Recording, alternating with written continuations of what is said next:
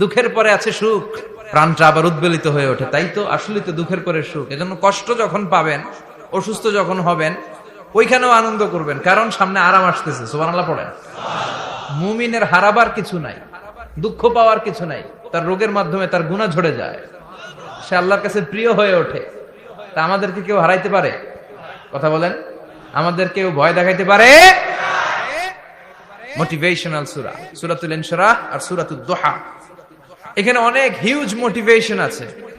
যারা হতাশ, যাদের জীবন ভাল লাগে না, মরে যেতে মনে চায়, গার্লফ্রেন্ড গালি দিছে, আছে না নাই? আবার বয়ফ্রেন্ড গার্লফ্রেন্ডের গালি দিছে, এ ওড়না পেঁচায়া ফ্যানের মধ্যে ঝুলে আত্মহত্যা করে। কত বড় পাগল! তুই মরলি কেন? গালি দিছে তো কি হয়েছে? হ্যাঁ, বুঝতে চায় না, হতাশ হয়ে যায়। আর বয়স কম তো, ইচড়ে পাকা, অল্পতে কাবু হয়ে যায়। এই সূরাগুলো পড়ে না। এখানে আশার বাণী আছে। আজকে আমি জানি কথা শোনাবো আপনাদেরকে, শুরুতে আগে সংক্ষেপে বলে দিই। এই সূরার মূল কথা হচ্ছে, মানে সেন্ট্রাল থিম বা সাবজেক্ট ম্যাটার, সূরাতুদ দুহার কেন্দ্রীয় আলোচ্য বিষয় হচ্ছে নিরাশ হবেন না, হতাশ হবেন না, হাল ছাড়বেন না, ভরসা রাখবেন কার উপর? মুমিনরা নিরাশ হয়, হতাশ হয়, হাল ছাড়ে নাকি ভরসা রাখে?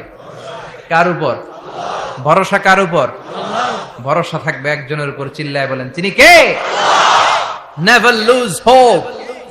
Every time you feel like you cannot go on, you feel so lost that you are so alone. Don't despair and never lose hope, 'cause Allah is always by your side.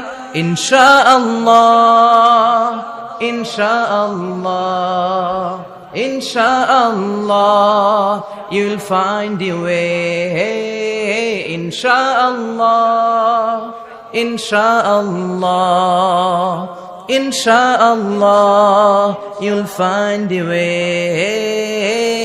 Every time you feel like you can